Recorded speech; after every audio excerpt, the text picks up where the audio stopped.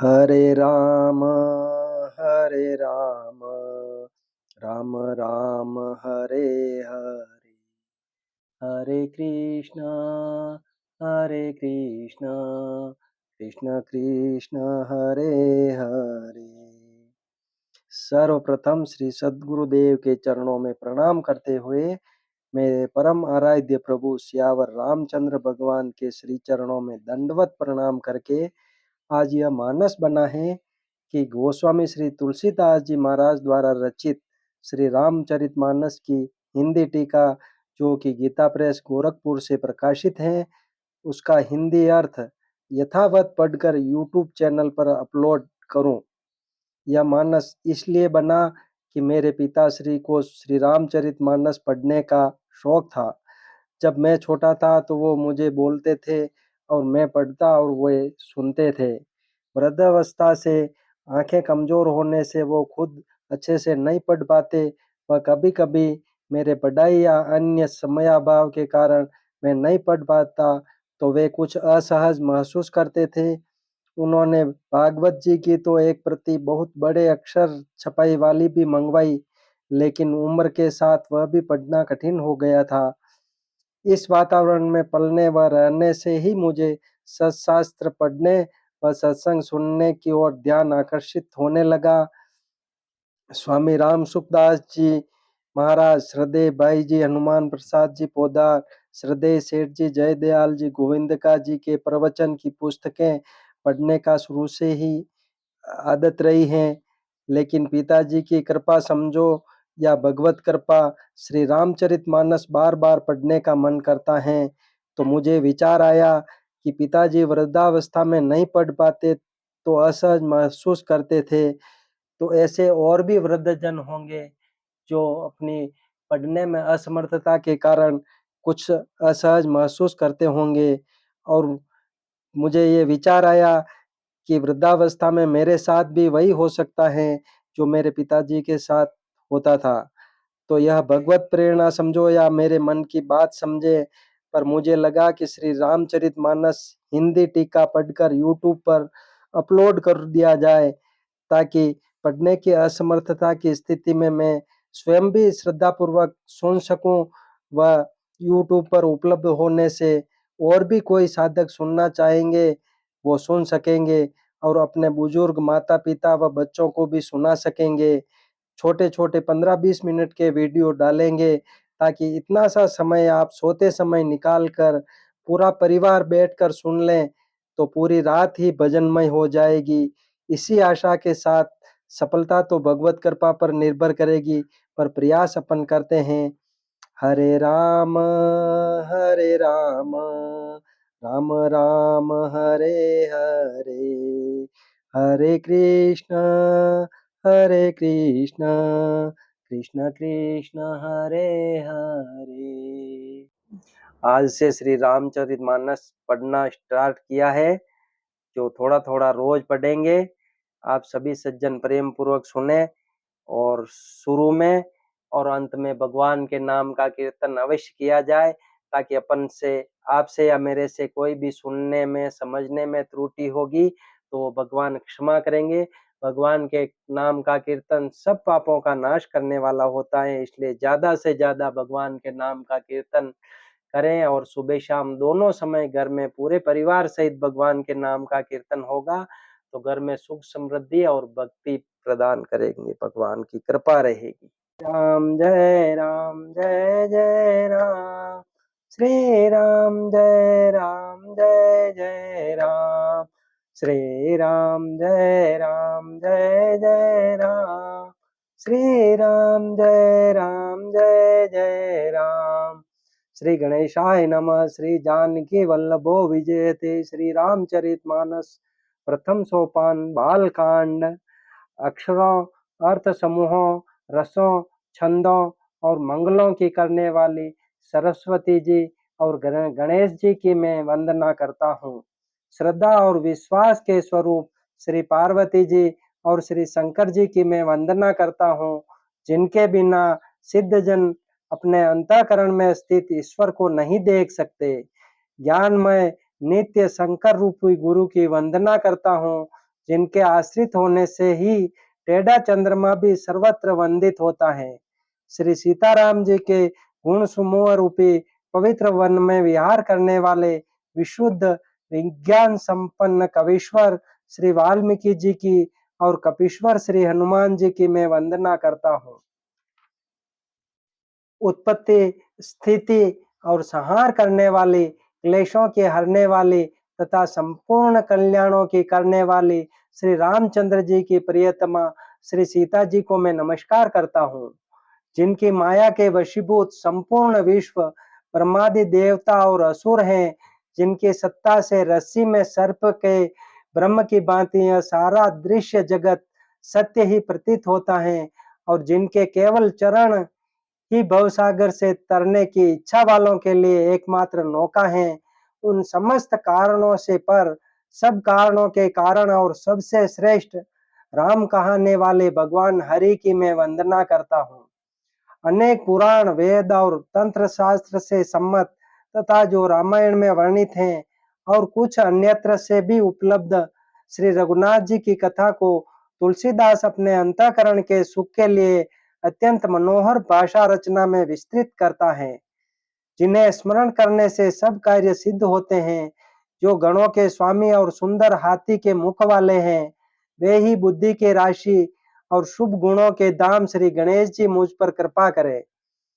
जिनकी कृपा से गूंगा बहुत सुंदर बोलने वाला हो जाता है और लंगड़ा लूला दुर्गम पहाड़ पर चढ़ जाता है, वे कलयुग के सब पापों को जला डालने वाले दयालु भगवान मुझ पर द्रवित हों, दया करें। जो नील कमल के समान श्याम वर्ण है, पूर्ण खिले हुए लाल कमल के समान जिनके नेत्र हैं और जो सदा क्षीर सागर में शयन करते हैं, वे भगवान नारायण मेरे हृदय में निवास करें। जिनका कुंद के पुष्प और चंद्रमा के समान गौर शरीर है, जो पार्वती जी के प्रियतम और दया के धाम हैं और जिनका दिनों पर स्नेह है, वे कामदेव का मर्दन करने वाले शंकर जी मुझ पर कृपा करें। मैं उन गुरु महाराज के चरण कमल की वंदना करता हूँ, जो कृपा के समुद्र और नर रूप में श्री हरि ही हैं और जिनके वचन महामोह रूपी घने अंधकार के नाश करने के लिए सूर्य किरणों के समूह हैं। मैं गुरु महाराज के चरण कमलों की रज की वंदना करता हूँ, जो सुरुचि, सुंदर स्वाद, सुगंध तथा अनुराग रूपी रस से पूर्ण है। वह अमर मूल संजीवनी जड़ी का सुंदर चूर्ण है, जो संपूर्ण भव रोगों के परिवार को नाश करने वाला है। वह रज सुकृति पुण्यवान पुरुष रूपी शिव जी के शरीर पर सुशोभित निर्मल विभूति है और सुंदर कल्याण और आनंद की जननी है। भक्त के मन रूपी सुंदर दर्पण के मेल को दूर करने वाली और तिलक करने से गुणों के समूह को वश में करने वाली है। श्री गुरु महाराज के चरण नखों की ज्योति मणियों के प्रकाश के समान है, जिसके स्मरण करते ही हृदय में दिव्य दृष्टि उत्पन्न हो जाती है। वह प्रकाश ज्ञान रूपी अंधकार का नाश करने वाला है। वह जिसके हृदय में आ जाता है, उसके बड़े भाग्य है। उसके हृदय में आते ही हृदय के निर्मल नेत्र खुल जाते हैं और संसार रूपी रात्रि के दोष दुख मिट जाते हैं एवं श्री रामचंद्र रूपी मणि और माणिक्य गुप्त और प्रकट जहां जो जिस खान में है, सब दिखाई पड़ने लगते हैं। जैसे सिद्धांजन को नेत्रों में लगाकर साधक सिद्ध और सुजान पर्वतों, वनों और पृथ्वी के अंदर कौतुक से ही बहुत सी खाने देखते हैं, श्री गुरु महाराज के चरणों की रज कोमल और सुंदर नयनामृत अंजन है, जो नेत्रों के दोषों का नाश करने वाला है। उस अंजन से विवेक रूपी नेत्रों को निर्मल करके मैं संसार रूपी बंधन से छुड़ाने वाले श्री रामचरित्र का वर्णन करता हूँ। पहले पृथ्वी के देवता ब्राह्मणों के चरणों की वंदना करता हूँ, जो अज्ञान से उत्पन्न सब संदेहों को हरने वाले हैं। फिर सब गुणों की खान संत समाज को प्रेम सहित सुंदर वाणी से प्रणाम करता हूँ। संतों का चरित्र कपास के चरित्र जीवन के समान शुभ है, जिसका फल निरस, विशद और गुणमय होता है। कपास की डोडी निरस होती है। संत चरित्र में भी विषयासक्ति नहीं है, इससे वह भी निरस है। कपास उज्जवल होता है, संत का हृदय भी अज्ञान और पाप रूपी अंधकार से रहित होता है, इसलिए वह विशुद्ध है।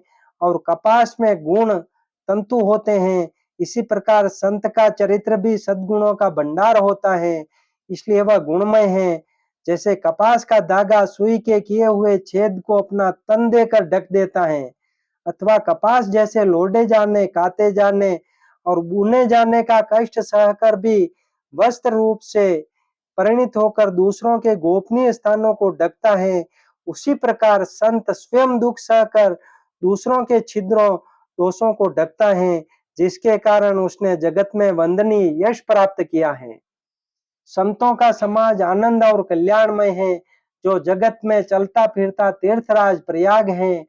जहां उस संत समाज रूपी प्रयागराज में राम भक्ति रूपी गंगा जी की धारा है और ब्रह्म विचार का प्रचार सरस्वती जी हैं। विधि और निषेध, यह करो और यह न करो रूपी कर्मों की कथा कलयुग के पापों को हरने वाली सूर्य तनिया यमुना जी हैं। और भगवान विष्णु और शंकर जी की कथाएं त्रिवेणी रूप से सुशोभित हैं, जो सुनते ही सब आनंद और कल्याणों की देने वाली हैं। उस संत समाज रूपी प्रयाग में अपने धर्म में जो अटल विश्वास है, वह अक्षय वट है। और शुभ कर्म ही उस तीर्थराज का समाज परिकर है। वह संत समाज रूपी प्रयागराज सब देशों में सब समय सभी को सहज ही में प्राप्त हो सकता है और आदर पूर्वक सेवन करने से क्लेशों को नष्ट करने वाला है। वह तीर्थराज अलौकिक और अकथनीय है एवं तत्काल फल देने वाला है, उसका प्रभाव प्रत्यक्ष है। जो मनुष्य इस संत समाज रूपी तीर्थराज का प्रभाव प्रसन्न मन से सुनते और समझते हैं और फिर अत्यंत प्रेम पूर्वक इसमें गोता लगाते हैं, वे इस शरीर के रहते ही धर्म, अर्थ, काम और मोक्ष चारों फल पा जाते हैं। इस तीर्थराज में स्नान का फल तत्काल ऐसा देखने में आता है कि कोयल बन जाते हैं और बगुले हंस। यह सुनकर कोई आश्चर्य न करे, क्योंकि सत्संग की महिमा छिपी नहीं है। वाल्मीकि जी, नारद जी और अगस्त जी ने अपने अपने मुखों से अपनी अपनी होनी जीवन का वृतांत कही है। जल में रहने वाले, जमीन पर चलने वाले और आकाश में विचरने वाले नाना प्रकार के जड़ चेतन जितने जीव इस जगत में हैं, उनमें से जिसने जिस समय जहां कहीं भी जिस किसी यत्न से बुद्धि, कीर्ति, सद्गति, विभूति, ऐश्वर्य और भलाई पाई है, सो सब सत्संग का ही प्रभाव समझना चाहिए। वेदों में और लोकों में इनकी प्राप्ति का दूसरा कोई उपाय नहीं है। सत्संग के बिना विवेक नहीं होता और श्री राम जी की कृपा के बिना वह सत्संग सहज में मिलता नहीं। सत्संगति आनंद और कल्याण की जड़ है। सत्संग की सिद्धि प्राप्ति ही फल है और सब साधन तो फूल है। दुष्ट भी सत्संगति पाकर सुधर जाते हैं। जैसे पारस के स्पर्श से लोहा सुहावना हो जाता है, सुंदर सोना बन जाता है, किंतु देव योग से यदि कभी सज्जन कुसंगति में पड़ जाते हैं, तो वे वहां भी सांप की मणि के समान अपने गुणों का ही अनुसरण करते हैं। अर्थात जिस प्रकार सांप का संसर्ग पाकर भी मणि उसके विष को ग्रहण नहीं करती तथा अपने सहज गुण प्रकाश को नहीं छोड़ती, उसी प्रकार साधु पुरुष दुष्टों के संग में रहकर भी दूसरों को प्रकाश ही देते हैं। दुष्टों का उन पर कोई प्रभाव नहीं पड़ता। ब्रह्मा, विष्णु, शिव, कवि और पंडितों की वाणी भी संत महिमा का वर्णन करने में सकुचाती हैं। वह मुझसे किस प्रकार नहीं कही जाती, जैसे साग तरकारी बेचने वाले से मणियों के गुण समूह नहीं कहे जा सकते। मैं संतों को प्रणाम करता हूँ, जिनके चित्त में समता है, जिनका न कोई मित्र है और न शत्रु। जैसे अंजलि में रखे हुए सुंदर फूल, जिस हाथ ने फूलों को तोड़ा और जिसने उनको रखा, उन दोनों ही हाथों को समान रूप से सुगंधित करते हैं, वैसे ही संत शत्रु और मित्र दोनों का ही समान रूप से कल्याण करते हैं। संत सरल हृदय और जगत के हितकारी होते हैं। उनके ऐसे स्वभाव और स्नेह को जानकर मैं विनय करता हूँ। मेरी इस बाल विनय को सुनकर कृपा करके श्री राम जी के चरणों में मुझे प्रीति दे। अब मैं सच्चे भाव से दुष्टों को प्रणाम करता हूँ, जो बिना ही प्रयोजन अपना हित करने वाले के भी प्रतिकूल आचरण करते हैं। दूसरों के हित की हानि ही जिनकी दृष्टि में लाभ है, जिनको दूसरों के उजड़ने में हर्ष और बचने में विषाद होता है, जो हरि और हर के यश रूपी पूर्णिमा के चंद्रमा के लिए राहु के समान है, अर्थात जहाँ कहीं भगवान विष्णु या शंकर के यश का वर्णन होता है, उसी में वे बाधा देते हैं और दूसरों की बुराई करने में सहस्त्रबाहु के समान वीर हैं, जो दूसरों के दोषों को हजार आंखों से देखते हैं और दूसरों के हित रूपी घी के लिए जिनका मन मक्खी के समान है, अर्थात जिस प्रकार मक्खी घी में गिरकर उससे खराब कर देती हैं और स्वयं भी मर जाती हैं, उसी प्रकार दुष्ट लोग दूसरों के बने बनाए काम को अपनी हानि करके भी बिगाड़ देते हैं। जो तेज दूसरों को जलाने वाले ताप में अग्नि और क्रोध में यमराज के समान है, पाप और अवगुण रूपी धन में कुबेर के समान धनी है, जिनकी बढ़ती सभी के हित का नाश करने के लिए केतु पुच्छल तारे के समान है और जिनके कुंभकर्ण की तरह सोते रहने में ही भलाई है। जैसे ओले खेती का नाश करके आप भी गल जाते हैं, वैसे ही वे दूसरों का काम बिगाड़ने के लिए अपना शरीर तक छोड़ देते हैं। मैं दुष्टों को हजार मुख वाले सहस जी के समान समझकर प्रणाम करता हूँ, जो पराये पापों का हजार मुखों से बड़े रोष के साथ वर्णन करते हैं। पुनः उनको राजा पृथु, जिन्होंने भगवान का यश सुनने के लिए 10,000 कान मांगे थे, के समान जानकर प्रणाम करता हूँ, जो 10,000 कानों से दूसरों के पापों को सुनते हैं। फिर इंद्र के समान मानकर उनकी विनय करता हूँ, जिनको सुरा मदिरा नीकी और हितकारी मालूम देती है।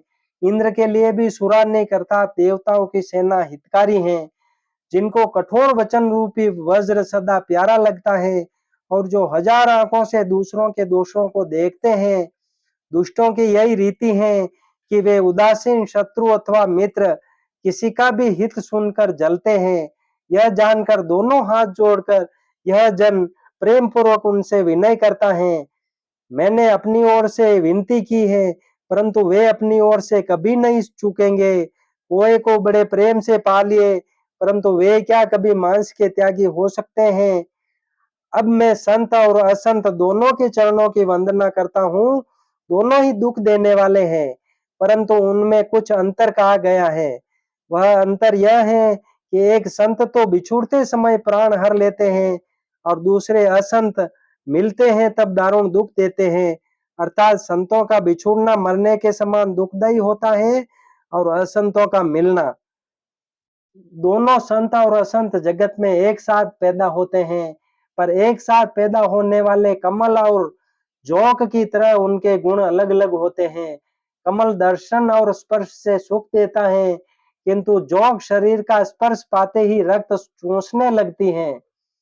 साधु अमृत के समान मृत्यु रूपी संसार से उबारने वाला और असाधु मदिरा के समान मोह प्रमाद और जड़ता उत्पन्न करने वाला है। दोनों को उत्पन्न करने वाला जगत रूपी अगाध समुद्र एक ही है। शास्त्रों में समुद्र मंथन से ही अमृत और मदिरा दोनों की उत्पत्ति बताई गई है। भले और बुरे अपनी अपनी करनी के अनुसार सुंदर यश और अपयश की संपत्ति पाते हैं।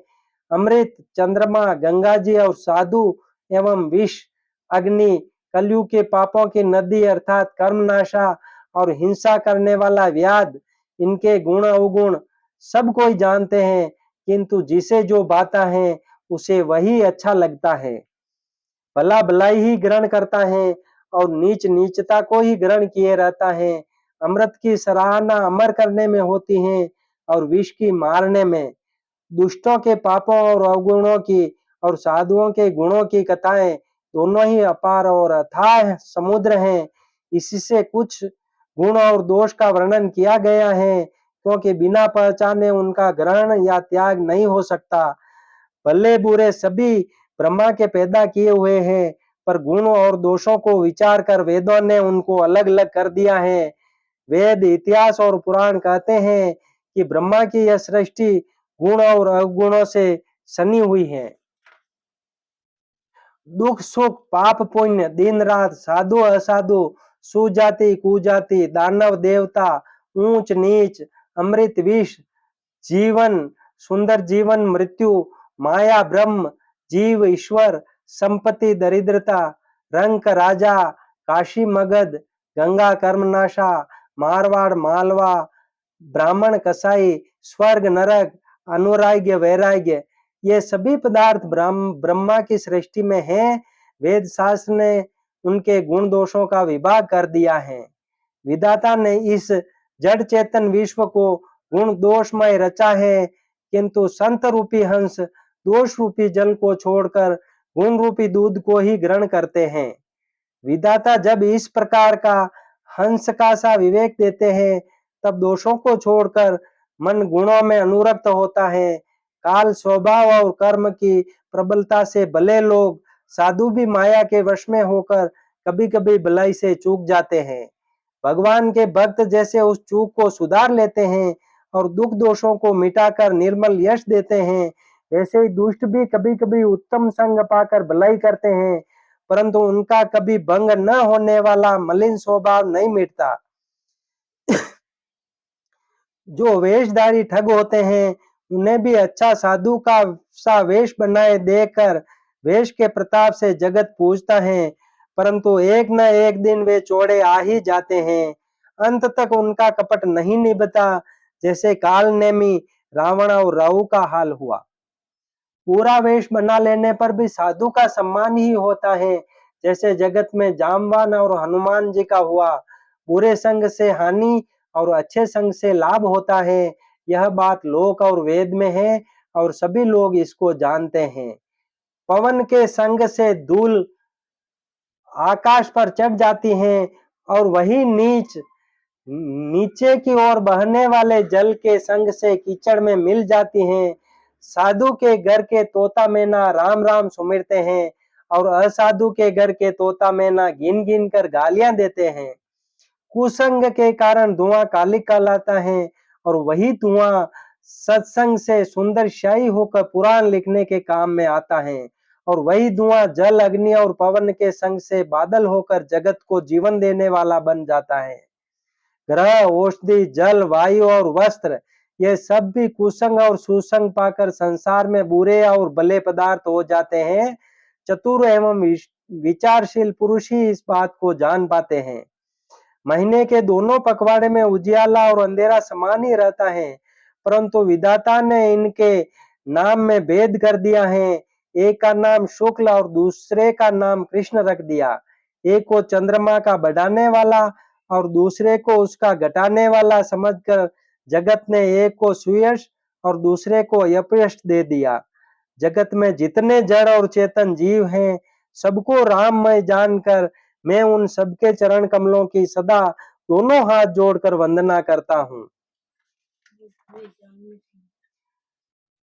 श्री राम जय जय राम, श्री राम जय जय राम, श्री राम जय जय राम, श्री राम जय जय राम। आज बालकांड के दो संख्या 1 से लेकर 7 तक के दोहे का अर्थ पढ़कर सुना है। अगले दोहे कल सुनेंगे। जय श्री राम।